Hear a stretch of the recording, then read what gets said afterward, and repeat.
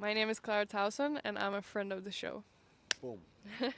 I am Francisca George, and I'm a friend of the show. Perfect. Hi, my name is Susan Leemans, and I'm a friend of the show. Boom. Yeah. My name is Zainab Sammaz, and I'm a friend of the show.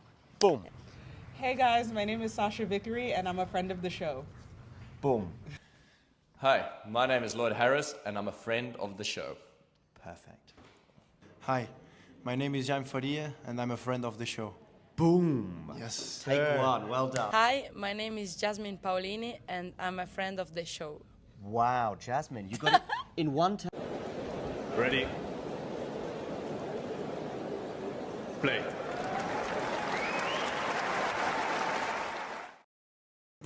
Well, hello there, and welcome to WTA Weekly. And I am joined by the one man who would put Katie Bolter in a power ranking if he could. James, how you doing? No. With maybe Sonia Cartel in this power ranking. But no, I am doing well. Nick, how are you doing? Yeah, not bad. I'm very interested to see how this French Open draw plays out, considering how, we were discussing off air about how closed off the ATP draw is in terms of it's going to be one of two guys who win it. It feels very much the opposite in the WTA draw. Maybe not anyone can win it, but there's about 5 players who you feel like are in the main contenders for it. Absolutely. I mean, I'm probably going to find it in the show. I've got a bit of a surprise contender for the champion, really, comparative to how the draws may end up playing out. Yeah, and I'll leave it. Looking forward to it. So, here's how it's going to work. For those of you who might be more familiar with the WTA Weekly draw preview, we're going to do our fully comprehensive draw breakdown. I will intermingle like the stories from the this week in terms of Strasbourg and Rabat, who's won the titles, etc. Players who've done well. But what we're going to do is we're each going to look at every quarter of the draw, comprehensive breakdown. We're going to look at who the favourites are from each one to make the semi-finals, who the main threats are, any first round matches we're excited about, and then once we've done that, we might then go full throttle into some probably wrong predictions. So, ready to go, James? Ready to go. Let's do this. All right. Okay. So let's do with quarter number 1. And this is the number 1 seed, not just in terms of the seedings and the rankings, but also the Talking Tennis Power Ranking that I put together for the WTA. And we'll start off with the Sabalenka quarter. And right now, it's pretty obvious. Sabalenka is the favorite to make it through this quarter.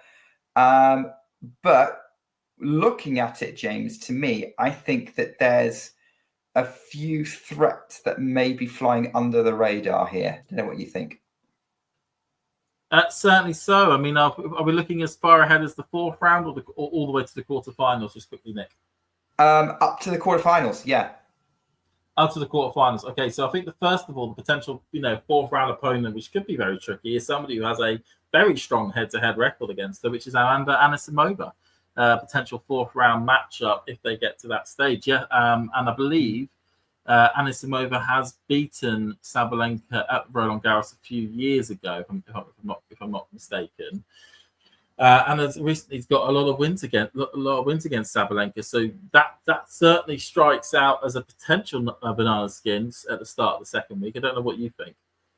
Yeah, she was on my list very much. I think there are a few players out there that have surprising head-to-head leads over Sabalenka, and Anisimova is one of them. Historically, Anisimova has been a player who Sabalenka's only really beaten when she's charged her way through to a title. And we know Anisimova's got in clay. She made her breakthrough here at Roland Garros in 2019 as a 17-year-old, as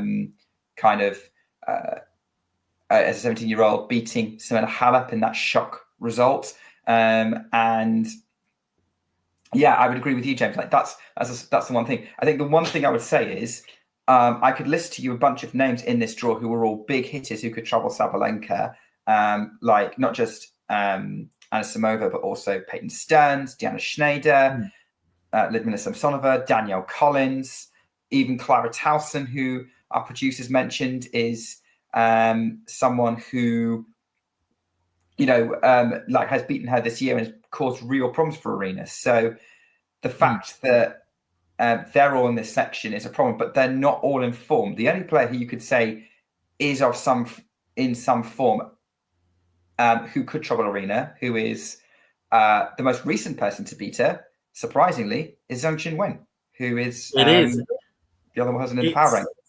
Yeah, it's an interesting one because, of course, as you say, Zhang Qinwen beat Sabalenka not 2 weeks ago in Rome after what was probably an incredibly one-sided head-to-head in terms of, barring one match in Wuhan at the back end of last year. They've all been pretty big drubbings, really, for Qinwen against Sabalenka.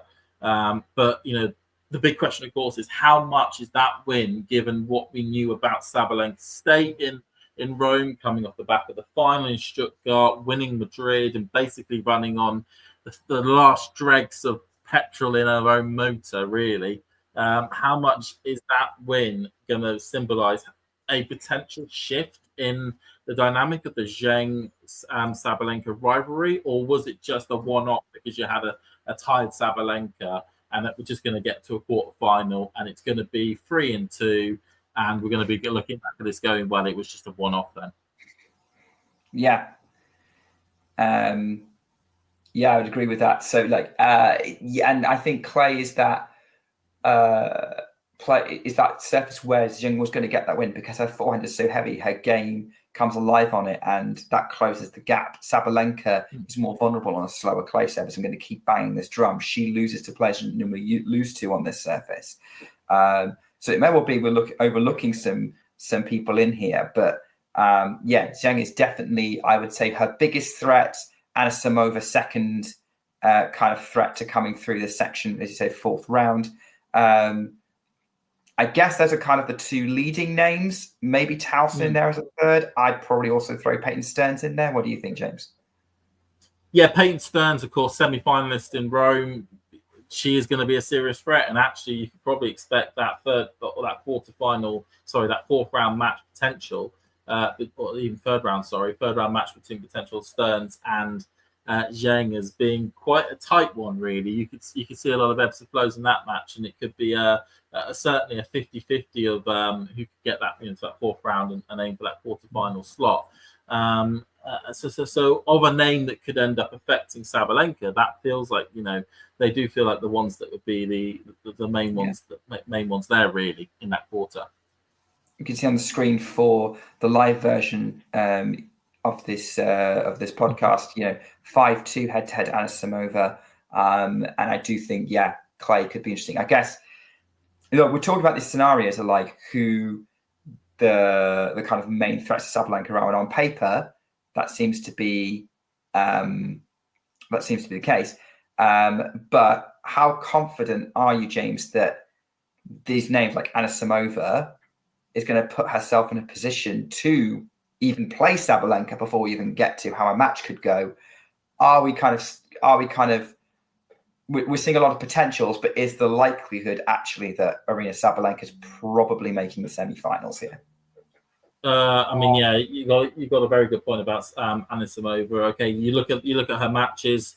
Stojanovic in the first round, then potentially are still coming back from maternity leave, Ketra Kvitova and Victoria Gojovic in the second. Okay, you kind of maybe expect Anna Samova to get through that one, but a potential third round match with Clara Towson. I mean, Clara Towson can knock anyone off the courts any day of the week, really. So that is where you could see a major banana skin standing between an Anna Samova Sabalenka fourth round. Yeah, that would be in there as well. I do want to start. I also want to throw out some young guns in there more often, and there is a young gun who is a big hitter that is causing a bit of a stir at the moment, and she's just qualified. And I am talking, of course, of Victoria Mboko, who I could imagine if she comes out with no fear, could irritate Sabalenka. If she gets nervous, it's a whole different story, and Sabalenka's going to wipe the floor of her. I don't know. I don't think they're anywhere near each other in the draw. I think it would have to be a quarterfinal, which is increasingly unlikely for that to happen. But this is also the section where Mboko is going to show us what she can do at a Grand Slam for the first time. She certainly can, and it's very exciting, certainly for Canadian tennis, to have somebody so young and so, coming alive really at this stage of the competition. And it's just continues the sort of train of really good Canadian prospects that they are creating. And say 18 years of age, qualifying for I believe a first Grand Slam. Good, you'd say, certainly because Lulu Sun hasn't really had any real form as of late. Potential good first round match, potential to try and get a win, and then a chance to have a crack at a Peyton Stearns or an Eva Lease. It's a really good there from Mboko. Can I tell you about another young player that I've got an interest in? Sure. I've got a slight interest in this quarter in somebody called Soboy Leva, the Ukrainian player who qualified.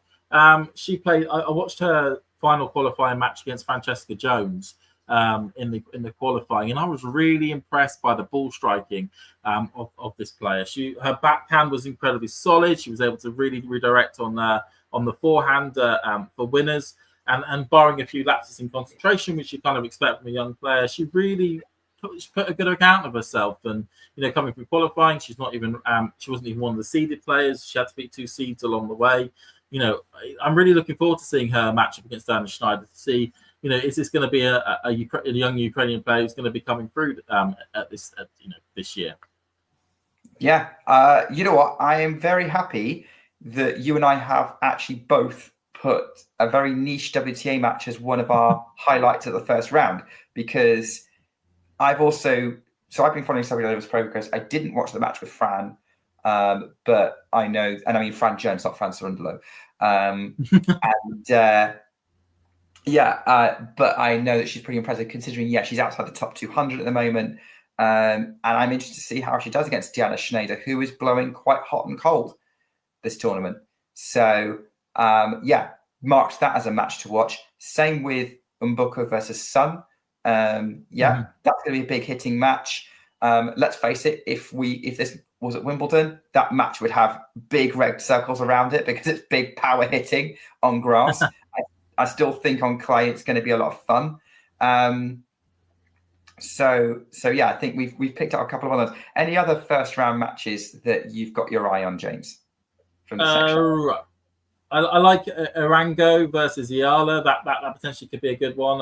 Irango really good on the clay courts. Has had some good runs at lower level tournaments as of late. And of course, the interesting one, which we will go on quickly, is the Danilovic-Fernandez match. Fernandez is not that much a bit of form at the moment, and Danilovic, who is looking to defend fourth round points that she picked up last year at this tournament. That's certainly going to be feels like a 50-50. Yeah. Oh, it is a 50-50, especially given how those two are just gritty fighters. And Danilovic, when she's on, ends up playing some of the best matches of the year. I do think her matches with Collins and Vekic were both contenders for match of the year in 2024 last year. Certainly, I think against Fernandez, if they're both on, they're both lefties, they're both tricky. I reckon that's going to be a lot of fun. They're very closely ranked as well. That's going to be on court 8 tomorrow. And if I had a ground pass, it feels like a crime. It feels like a crime of a court. Unfortunately, that should be at least court 14. Yeah, unfortunately, I believe at that time they've scheduled a different match on. I think they've scheduled on. My thing's frozen here. Yeah, they've ended up scheduling on Kostyuk versus Bayek, which to me is an interesting match in terms of seeing how Sarah Bayek does. But that's not what we're talking about. I think certainly these. I see what you mean, James, but I also think that these aren't necessarily names that would draw a big crowd on a big court. And I also think it's nice to throw a nice treat in for the ground pass holders at any tournament. Yeah, So, I mean, the ground pass holders get access to court 14 as well. True. But that's me just being pedantic. But it's it's certainly a case of that feels like that could be a match where you could get a lot of people around it. A lot of going deep in the third. Danilovic really getting the crowd involved, Layla getting the crowd involved. It really feels like that could be that sort of match. So it's a shame it's not either 14 or 7, which have more seating capacity for people to watch with. Tough to call this one. I think from what you're saying, we're probably edging towards Danilovic, given she probably has slightly better form than Layla at the moment. But Layla's one of those players who could just turn it on at any moment. Yeah, I got a soft spot for Danilovic, so I'm going to go for her to win that match. I really like both players. Fernandez probably is one of my favourite players to watch overall, but Danilovic is always I always mark her matches as being worth watching. So that's why this one is probably the highlight match of this section. By the way, the live chat on the broadcast has basically become the line Bart, the Simpsons meme. Because they're all like, say Ayala. We have said Ayala. And certainly has an intriguing match with Arango coming up, as has been stated. But probably, given that she's still getting used to the clay court, probably not going to get much further than round 1 or 2. Just to round off, before we move on from this section, the other 2 matches I've got as a definitely worth watching, potentially kind of matchup are Clara Towson versus Magda Linette, because they're both top level players. Like, Linette can make things tricky. That's a tricky opener for Clara Towson. My kind of circled, this could be interesting, is the match was second on Philippe Chatrier tomorrow after Sabalenka's opener. Pavlyuchenkova against Sheng, who we talked about as like being probably the main threat aside from Anisimova to Sabalenka. That's if she gets through that first round, because that's a tough opener for anyone.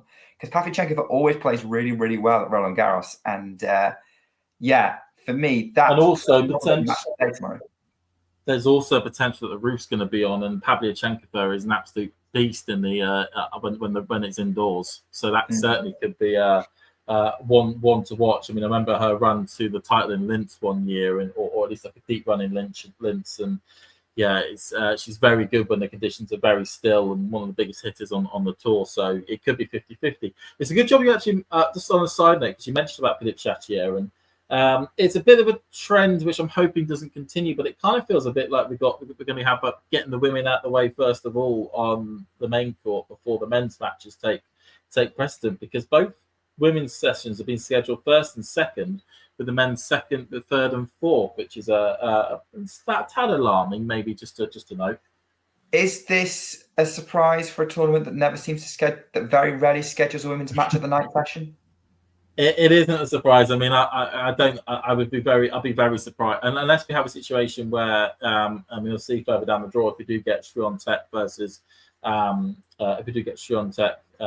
will be a semi-final, so scratch that. But I think the only way in which we would have got a women's match in the night session if it was going to be Sabalenka versus Swiatek or Coco Gauff versus Swiatek, and we're not going to get that. So if we get any women's matches in the night session, I think it will be a big surprise. Unfortunately, unfortunately, I think we're going to get all men's matches in that night session. But it would be nice maybe to have the first men's match first and then the 2 women's matches. But that's the way they've scheduled it. I think you've given us a nice segue into the second quarter there, James. Second quarter of the draw. And this is probably the craziest quarter of the draw, because you have 2 obvious favourites you've got Iga Swiatek in there as the 4-time champion, defending champion, going for 4 in a row. You've got Jasmine Paolini, last year's finalist, coming off a Rome run. Those are the 2 on paper favourites to get through. And then you look at who else is in there, and you've got Ostapenko, Svitolina, Kostyuk, and Rybakina. It's a nightmare section for Swiatek to find herself in, and that's been said a lot in the last couple of days. It's also not the best section Paolini would have found herself in. And frankly, I think if all of these players find themselves in the 3rd round, 4th round, we're in for a blockbuster section. I want to know or wizard Swiatek has annoyed over a couple of months ago, because it is a real brutal draw for Swiatek. As you say, Skramkova, first round, which not much form at the moment, but on the back end of last year went really strong. Rybakina potentially second round, another Grand Slam champion. Just had the biggest win of her career on clay last week, beating Katakina. Then, as you say, Marta Kostniuk, who has taken Swiatek taken Sabalenka right to the wire in Madrid, and slightly to the wire in Rome. And then to top it off, the match I think we all want to see, because we really want to see if it can continue for the head-to-head, Ostapenko-Swiatek at Roland Garros. I mean, that I would make a petition to have in the night session if that is a round 4 match, because that potentially, it could be huge almost. It could be. So you'd rather see Swiatek Ostapenko over Swiatek Rybakina? Yes. Okay. Because I really want to test the theory, even at the best tournament possible for Swiatek. Can the fact that Ostapenko has that 6-0 head-to-head, can she make it 7-love? I mean, I just want to see that. I really want to see that if she can do that at Roland Garros. Interesting. Yeah, I can see why. I can see why you think that. I would say I would normally agree with you if this was in 2024 and not 2025. Because 2025 Iga is very different to previous Iga. And obviously, Ostapenko seems to be able to beat Iga whatever era she's in, although it does seem to be that whenever Iga's at her weakest, she seems to play Ostapenko. So I don't know. But then there's also that part of me that was like, hey, if Iga plays Ostapenko and wins, I think that might switch something on in her and go, right, that's done. I'm good enough to beat this absolute pain in the neck. Let's go and deal with the rest of the draw. And I could see that scenario happening. So there's a part of me that would actually also kind of want to see that match for the possibility of that outcome happening. But it's not ideal for Swiatek. There's no guarantee she's making the quarterfinals at the moment, as you say, with Kostjuk, although she's have a 3-love head-to-head with Kostjuk. I'm sure Rybakina is a possibility for round 4 with Iga. It would be, but I think that's the thing, is that we could potentially got a Rybakina Ostapenko third round match, which would also be a blockbuster. That would also be, especially given the fact that Rybakina literally a few hours ago won her first title of the year in Strasbourg, coming through very strongly to win that crown. So she'll be coming in with a lot of confidence into this tournament. And ever since Stuttgart, Ostapenko really hasn't had anything really to shout about. So there is a world really where Rybakina, who is somebody who has beaten Iga Swiatek twice on clay as well, is a potential to get to that 4th round match. Yeah, Rybakina's definitely a threat, and I think had I done my power rankings today and not last week, I think there was a case to put her on them. As I saw that Strasbourg result, that was pretty big for her to beat Samsonova in the final, who's a kind of a her Ostapenko almost, if we kind of swap Rybakina for Iga. And she has looked better there than she has for a while. And I'm currently thinking that maybe the Rybakina resurgence is about to happen. She's certainly avoiding that Bencic first round clash now, because Bencic pulled out. So, it's a tough section for all the players involved as well. Dark horse to come through this section for me is Elina Svitolina, who currently has more clay court wins on the main tour than anyone else. So I think she's going to be also in the mix. No, I can certainly see a world where that happens. I mean, I remember watching her match against Rybakina in Madrid, and she played unbelievably well, and that's had some decent results in Rome as well. So and it's not that hard for her. There's no real banana skins. Nad Sommers, I know, friend of the show, but in the first round, then Laura Sigmund or Anna Bondar in the second, you'd expect to get through that. And then potentially Donna Vekic in the third round, or Caroline Garcia, who is, of course, on a retirement run at the moment, after announcing her retirement a couple of days ago. But yeah, you do look at that, and although Vekic, when she's on, she can really be on. You would fancy Slitovina certainly to get to the fourth round with a potential matchup against Jasmine Paolini. Yeah, absolutely. Yeah, I would say yes. Svitolina's definitely on a good run to the fourth round, and a Paolini match would be really, really exciting. That would be a real test for the Italian to see sort of what her clay court medal at Roland Garros still remains, now having won in Rome. For me, Vekic is a potentially dangerous player, but she's not in form. Garcia, she's going to be her run's going to be one of the stories of the tournament, I think, with her retiring. I'm going to miss her having around, but clearly she doesn't feel like she's going to continue. She's able to continue with her career much past this point. By the way, one other point, just random tangent. I've just remembered. You know who else is in this nightmare section for Iga that I just completely gone over because there's worse names for her to run into? Linda Noskova. Because those two just can't avoid each other right now. Where is Noskova? Noskova. I mean, it would have to be a quarterfinal, but that is a possibility. That is absolutely a possibility. It's almost as if it's like death taxes and let's get Linda Noskova playing Iga Swiatek in round 3 of a Grand Slam. It always seems to have happened. Maybe it would be different if it's quarterfinal. All right. Just to kind of do the kind of young gun shout outs for this section, for me, there's 2 to watch. Maya Joint, who just won in Rabat in what I would say is quite impressive fashion, beating Jacqueline Christian in the final, a match I thought she'd really struggle with. Then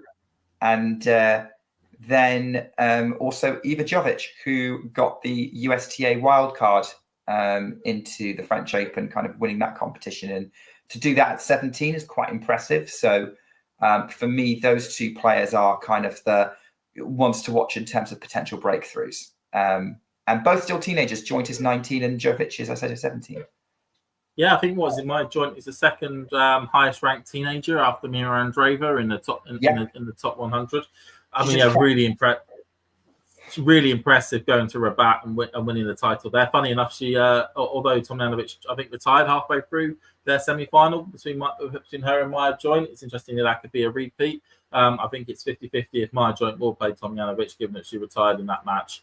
But we'll have to see if that does end up taking place. And I mean, I watched her match against Emma Raducanu in Rome, and Maya Joint played unbelievably well. The ball striking that she already has at such a young age is ridiculously good. And as you say, it's American reciprocal wildcard Jovic, 17 years of age. Let's see what she can bring. Maybe she's going to be another one to roll off the production line of American stars.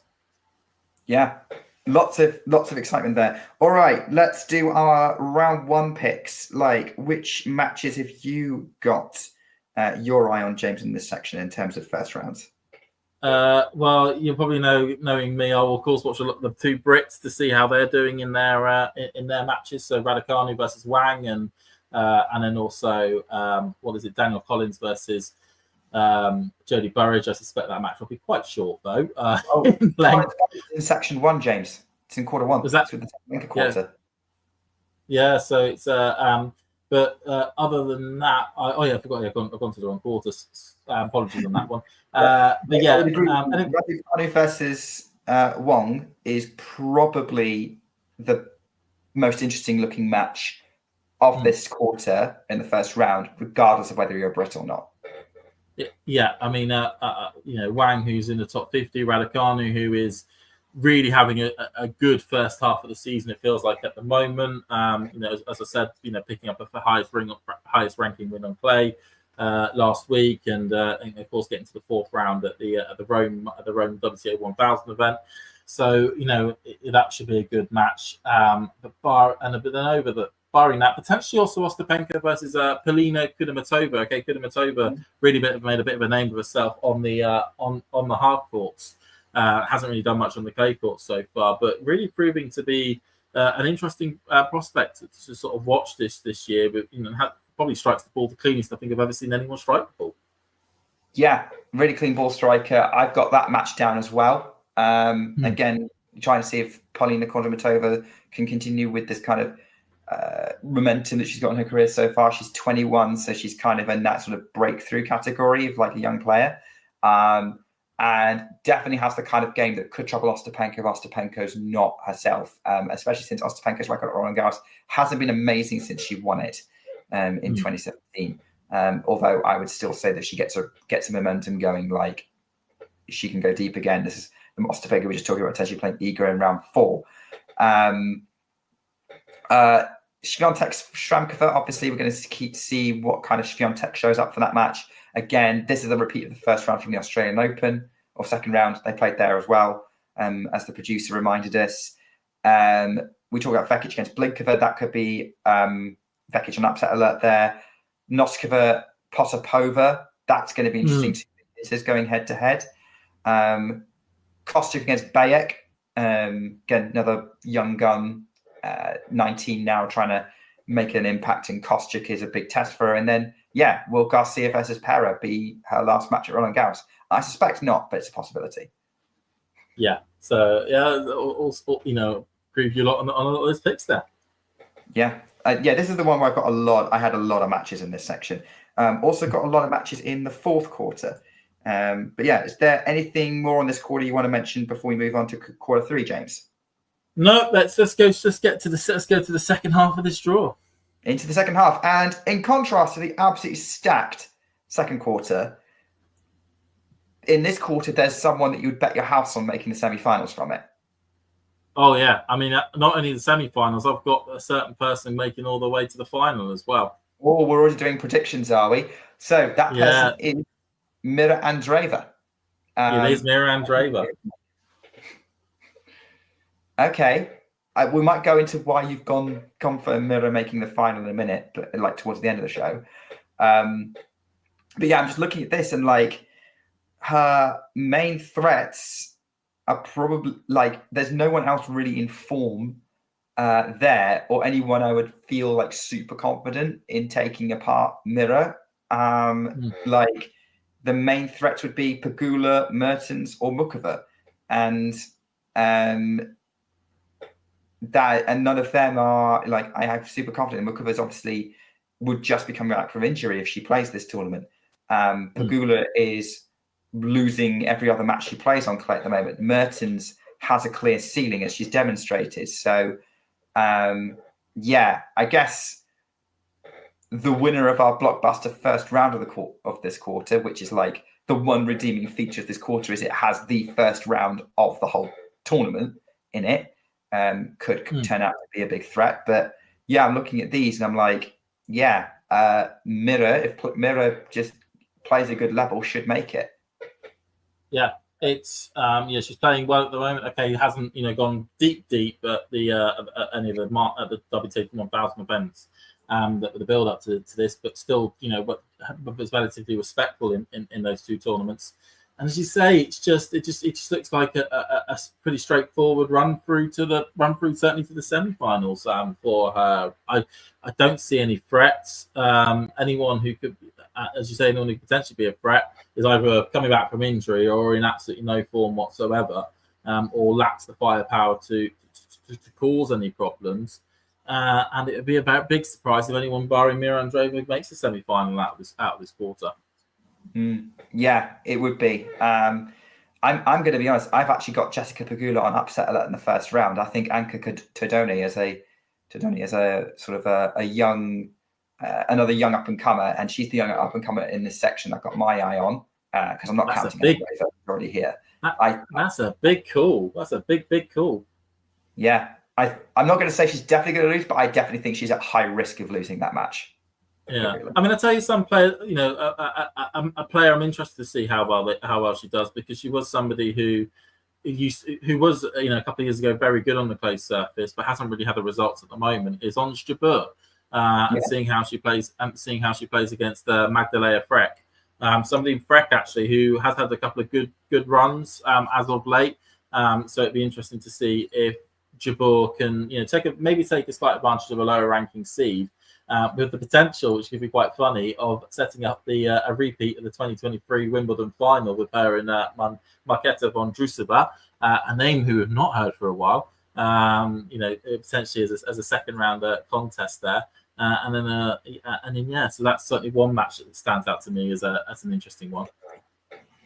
Yeah, Freck Jabeur, I think, is definitely standing out to me as one of the matches of the first round as well. That one, I think, will get quite scrappy because Freck likes to make things a scrap. There's probably going to be a lot of running to the net from both players.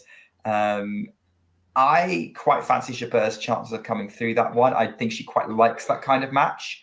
And she can kind of lock into it. And I think this is where we will kind of see some Jabeur magic coming back again, which, let's face it, we're all here to see.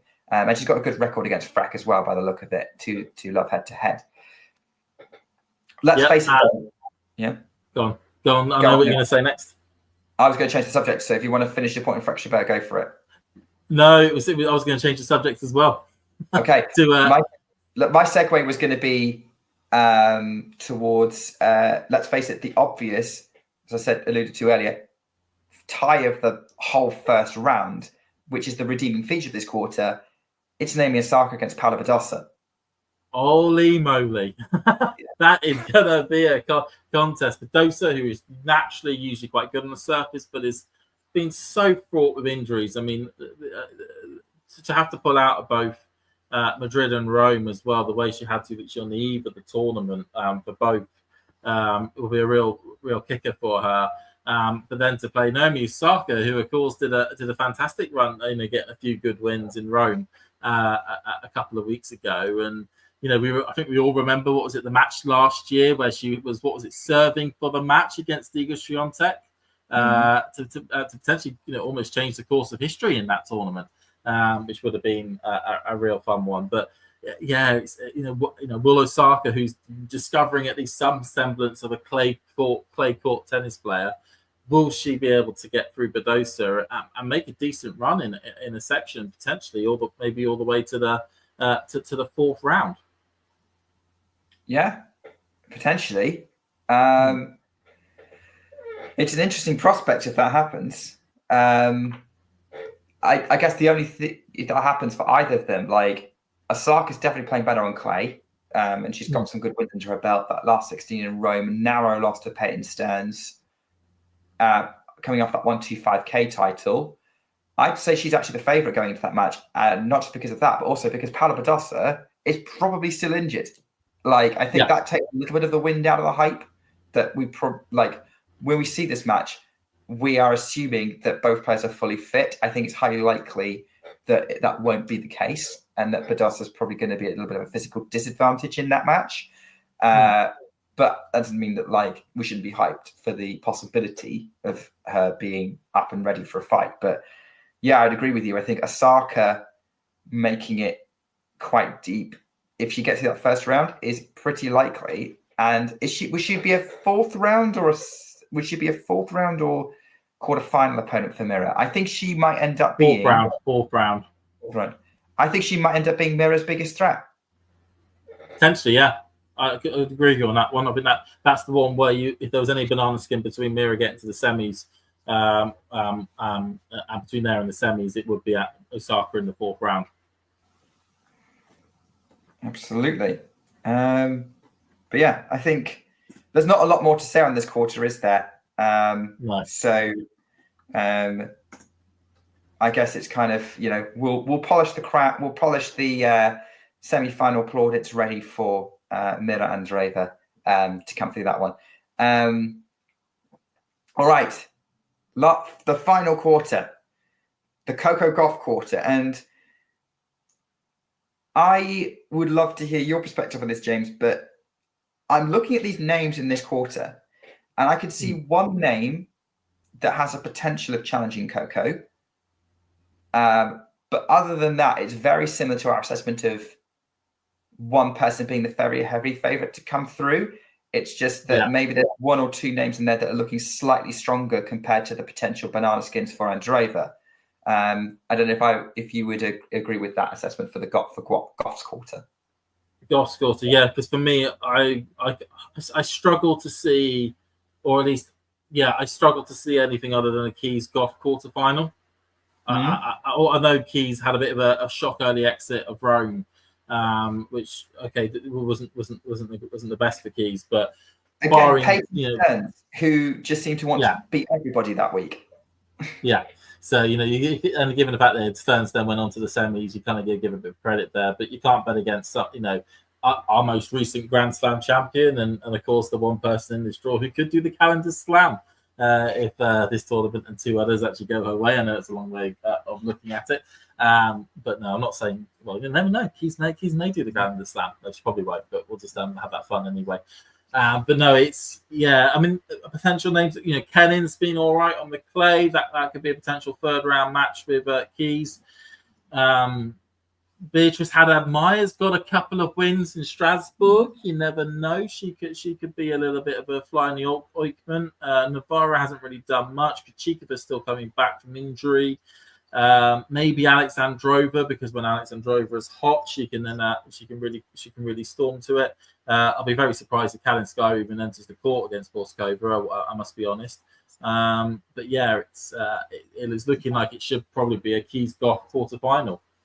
Yeah, I'd agree with that. I mean, there's probably people out there who think Azarenka's got a chance, but I'm sorry, Jake, I don't think that's going to happen. Not optimistic. But I agree with you. I think if anyone's going to beat Coco, Keys is the most likely. Maybe if Kenin caught fire, that could happen. I'm assuming that you're not that optimistic about the chances of Katie Bolter or Sonia Cutout. Well, the only thing I've really got is that I think Sonia Cutout could get to the third round. I think there is a route. I know she's playing Andreeva, but it's not Mira. It's the worst sister. Okay, yeah. And then, like I said, I'd be very surprised if Kalinskaya either enters the court against Borskova, or if she's even able to beat Borskova, and then potentially Sonia, who does play well in the big occasions, could potentially get herself to the third round to have a matchup with Coco Gauff. But I'm looking at it Brit-wise. I mean, I'd expect Katie Bolter to win her first round match against Munette, but then if she does beat Keys, it would be a huge shock. I don't expect that much, and then I suspect Katie will then hang up her clay court shoes. Although we've got to pay credit to the fact that she did win the WTA 125 event in Paris last week, which I love the fact that tournament literally takes place in the park right next to Roland Garros. I think that's beautifully and poetic. It's a bit like doing 125K at Roehampton. Yeah, it is, isn't it? In the shadows of Wimbledon, or winning Surbiton, maybe. It's just literally just the borough along from the Wimbledon site. But no, I suspect Katie Bolter will win her first round match, have a good fight against Keys in the second, and then make her way to the LTA tennis centre to start her grass courts practicing. Okay.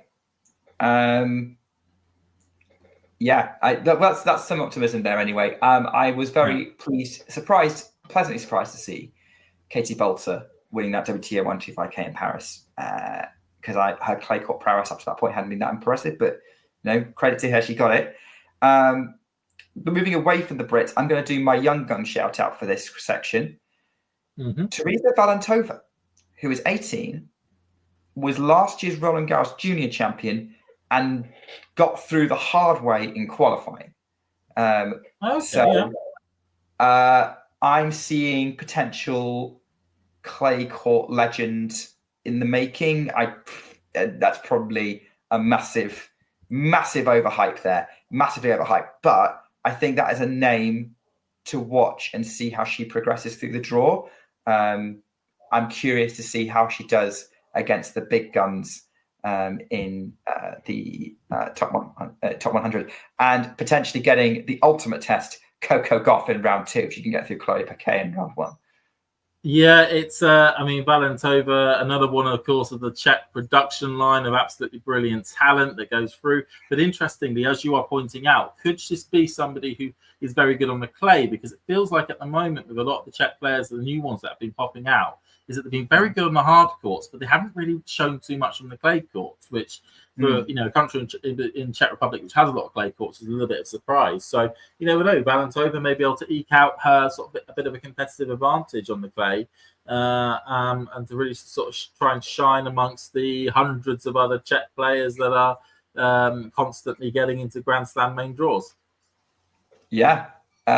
Which, face it, it's very hard to do that on paper. However, having said that, all their leading players like Mukova and Krejcikova keep getting injured, and Noskova's very up and down. So there is room to impress for Valentova. So that's the name I've got out there.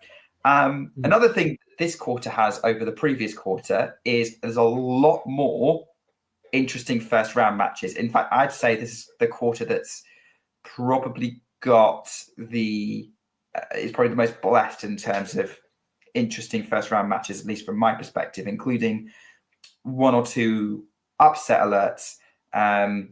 Which ones are catching your eye from this section, James? Like I said, I think, like I mentioned before, the biggest upset alert, of course, Boskova over Kalinskaya, just because of the injury concern to do with Kalinskaya. Bronzetti maybe against Alexandrova. Bronzetti is very good on the clay surface, and I think actually had a second week run here a few years ago. So I could certainly see that one as a potential upset if Alexandrova is stuck in third gear or so.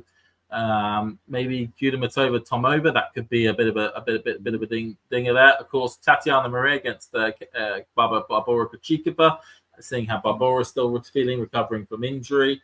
Borzas Monero against Navarro, that potentially has upset written on it. Borzas Monero, very good clay quarter, and Navarro hasn't really done too much this time around. And yeah, those are the ones that do stand out to me as potential upsets. Maybe even Gucheva versus Kenin. Maybe. I've got Borzas Monero and Navarro as being my main match to keep an eye on. In terms of an upset alert, because same assessment as you, but I would also throw out there that Borzas Monero beat Vondrousova at Wimbledon. She beat someone else at the US Open, I think. She had a great Billie Jean King Cup, kind of masterminded Spain's upset over Czechia to win that one. Like, she always seems to perform well as an underdog. Certainly I think Emma Navarro is the ideal seeded opponent for her to kind of pull off another scalp in a first round. So yeah, for me, that one is a highlight. I would also put in, if you're a fan of slice and dice, cat and mouse tennis, I think Krejcikova Maria could be a lot of fun. Even if Krejcikova wasn't just coming back from injury, but it's so fun watching Tatiana Maria slice every single forehand. It was tying up Katie Bolter in knots in the first set in that Billie Jean King Cup tie a few months ago. And I remember watching Tatiana Maria at Surbiton a couple of years ago. It's just the weirdest thing seeing her constantly slice it. And yet it got her to a Wimbledon semi-final. It did. It drove Ostapenko insane, from what I remember. So yeah, got to Wimbledon semi-final. It's a game great for natural surfaces. I'm just going to rattle off the other names. Ones I've got on my list. I think Madison Keys against Daria Saville. I think that could be interesting. I've got Beatrice Haddad-Maia against Hailey Baptiste. That caught a few people's eyes. I was less hyped about it, but could be a long one. Yeah. I like Deanne Parry, so obviously I circled her match against Robin Montgomery, although two young players trying to make a breakthrough is always interesting. Taylor Townsend, because I like Taylor Townsend against Elisabetta Cotteretto. Kalinskaya Boskova, if Kalinskaya shows up, is, I think, on paper the most interesting match, given their CVs. And I'm actually going to put out there kind of a battle of the aging players, the veterans, in Janina Wickmeyer, who made the US Open semi-final in 2009 and has also announced that she is retiring. I think this is her last tournament against Victoria Azarenka. I'm quite surprised she made this her last tournament, because Wickmeyer was very good on the grass, and I would have thought she would have made Wimbledon her last one. Wimbledon. I've got it wrong. It is Wimbledon this year's last one. I don't know. I just remember her being a very good grass court player, Wickmeyer. So I would have thought that would have been where she would have wanted to have ended it. I've got it wrong. It is Wimbledon. She's finishing. There we go. So yeah, but yeah, Vikmar Azarenka. If you want to kind of have a proper throwback to the early 2010s where they probably would have played each other, go check that out. But yeah, that's my kind of round one picks from there. More kind of niche, I would say, but certainly some interesting upset potential. And yeah, we'll enjoy that. Yeah, it is Vikmar who is finishing at Wimbledon. Yeah, that is our rundown of every single quarter from Roland Garros, and like names to keep an eye out for, who we think is going to be dangerous, exciting matches. Obviously, you can follow a few of those first round matches on the channel. Right, this is what everyone's here for. This is what everyone's going to laugh at us about in 2 weeks, James. By this time, because it will be this time in 2 weeks' time, because 2 weeks from right now, 7:05 p.m. UK time, we will know who the Roland Garros champion is, because it's highly unlikely the women's final is going to go 5 hours, even if they have a roof. Right, so who is the semi-finalist going to be from each quarter? Talk me through your 4 semi-finalists. Right. Okay. So in my in the top section, I've got Aryna Sabalenka, of course, at the top. I suspect you've got the same, and I've got Jelena Ostapenko as my second semi-finalist, because I've got her going to the 4th round and beating Swiatek. And then I looked at it and went Ostapenko Paolini, with Ostapenko now in the quarters. I can't not have her then going through. So yeah, I ended up with Ostapenko in my semi-final. Okay, yeah, that's my first one. In a player who could beat Iga Swiatek in the round 4 and crash out in the quarters. Yeah, no, it's a brutal one. And then in my second semi-final, probably a little bit more to type, I've got Mira Andreeva versus Coco Gauff. Okay. I think we have similar picks. And by the way, you can also, if you want to prove your picks are better than ours, you can go and join our fantasy league on TNNS. The details are in the live chat.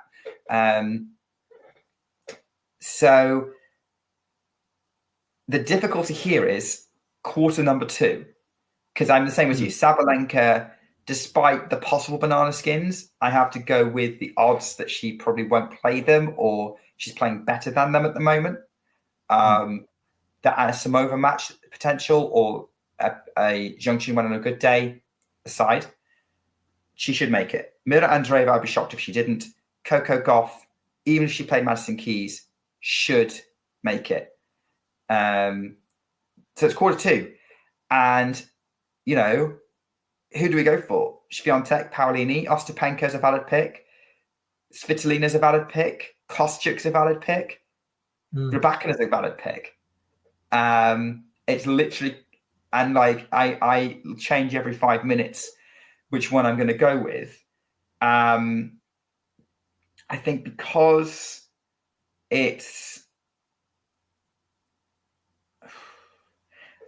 so tough, I'm going to go with,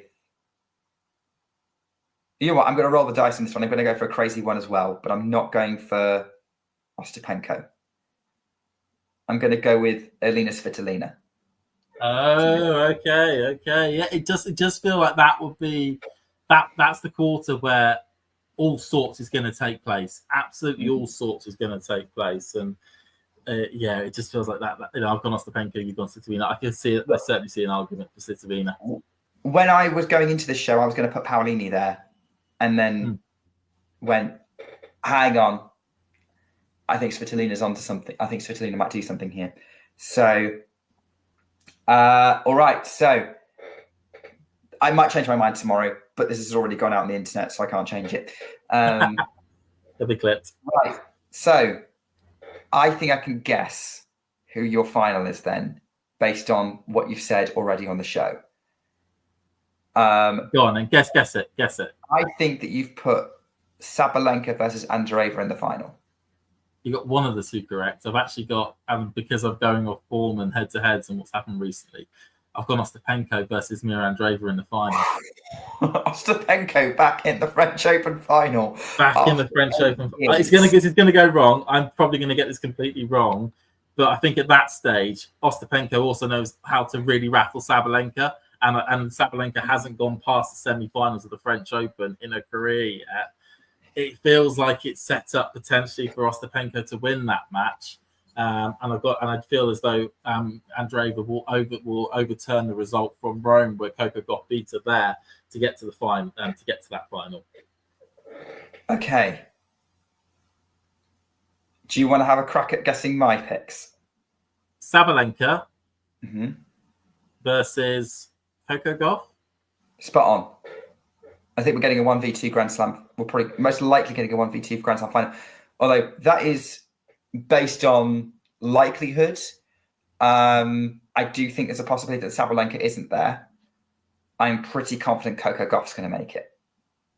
Okay, yeah. Especially given that she seems to like the matchup with Mira right now. Yeah. No, she does, and I could see a well, but Gauff could certainly get in there. I just got a feeling as though she can't, 3 times in a row to get to the final is some feat, across such a short span of the season. And it's a section of the draw where Coco could get through quite comfortably, but we know that Coco is potentially susceptible to an early exit, depending on how well her form is. But I could certainly see that as a final. I think she's less vulnerable on clay. I think clay heightens her floor compared to the rest of the field. Who knows? If Coco loses confidence, Mira's winning that match. Okay. So, James, if your draw plays out how you think it will, is Jelena Ostapenko going to be a 2-time Roland Garros champion, or is Mira Andreeva going to win her first Grand Slam at the age of 18? I have gone for the teenager to win her first ever Grand Slam title at Roland Garros and beating Jelena Ostapenko. I think potentially in straight sets as well, potentially 2 pretty tight straight sets. If that's the final we get, I would make the same prediction. Big expectation on the 18-year-old, but we wouldn't have her now at Elite 5 if we didn't think it was a realistic prospect for her to win it. Obviously, she famously took out Sabalenka last year. Maybe only nerves stopped her from winning, from competing better against Paolini in the semi-final. So, and she loves slow clay. I think she's going to be dangerous here. So it certainly would not be that crazy for Mira Andreeva to win Roland Garros. I just know that if that happens, then we're going to be talking about the first of many question mark if that was to happen. And which I would be asking you, James, if I could tell you to stop just doing victory dances if that were to happen. No, I will do my best. I will do my best, Nick. Probably won't happen, but I'll do my best. All right. So go on then, Nick. Who are you out of the rematch of the Madrid Open final? Is it the same result or is it going to flip? I think on slow clay, Coco Gauff has the potential to drive Arina Sabalenka absolutely insane. And she does that on hard courts. She did that at the US Open final. We saw a little bit of that in the second set of the Madrid final, where I think Coco just got off to a slow start. And even looking beyond the matchup, if I'm looking at making a prediction also based on who I think is more likely to be in the final, I actually have more confidence in Coco making the final than Arina. So I'm going to go against my power ranking, because if I was to go off my power ranking, I should be putting Sabalenka as the French Open champion of 2025. And certainly if I put that based on just pure like head knowledge and numbers and head-to-heads and results and everything else like that, Sabalenka is probably my head's favorite, but I'm going to go with my gut. I'm going to go with how I can see this matchup playing out. I'm going for Coco Gauff to finally after losing to the eventual champion the last 4 years, win a Roland Garros title. Picks up her second Grand Slam title and moves out of the One Slam Wonder category. Pretty much, yeah. Wow. No. Yeah. No, I could see that, taking all the hurt and the upset of losing both Madrid and Rome finals and then channeling it into driving Sabalenka mad and picking up the title and beating Sabalenka again in a Grand Slam final. I could certainly see that as a possibility. Which that would be another story of Sabalenka losing 2 Grand Slam finals, first 2 yes, of the year. It certainly would. She's been it's a classic thing of a lot of times this year, almost the bridesmaid and not the bride, as the old saying goes. But the amount of finals that she's got to, where she's only won 2 of them when she's lost the majority of them. Mm. Yeah, so there you go. Coco Gauff is my gut pick to win the title. I mean, Sabalenka is probably my head pick. Obviously, my heart pick is Iga Swiatek, and I do see a scenario where she could win it. And that would probably be a crazy story for a different reason. And probably if she did, that would be her best. It could be her best ever Roland Garros win, to come from seemingly nowhere and a tough draw to win it. Do you hear that? Yeah. There we go. All right. Crazy picks. Hey, look, don't rule out Jasmine Paolini either. I'm not, but obviously not picked her to make the make the semis, but we'll see how it goes. Maybe we'll talk about Elina Svitolina winning Roland Garros, which would be crazy, or Ostapenko winning her second one. Certainly would be. Right. Yeah, go on. Wrap it up. All right, let's go. So, James, thank you so much for coming on and doing this draw breakdown. Finished in record time. Hope all of you enjoyed the show and want to see this kind of content again for when we break down slams. WTA Weekly will be back probably the Monday following Roland Garros, most likely, to wrap up all the storylines of what happened in this second slam of the year, our annual clay slam. It's going to be really, really exciting. Keep an eye on the channel for other content as well. We've got the ATP Weekly show in about 3 hours. That's going to be doing similar thing with the men's draw, and then Roland Garros proper starts tomorrow, and we'll have lots of coverage, be it live sort of live watch-alongs or kind of wrap-up shows. That's all going to be coming your way these next 2 weeks. So if you are new, please subscribe and keep an eye out for all of our content. Hopefully, I'll be seeing you on some of those shows as well. In the meantime, take care and keep talking tennis. If you enjoyed this video, make sure you hit that like button.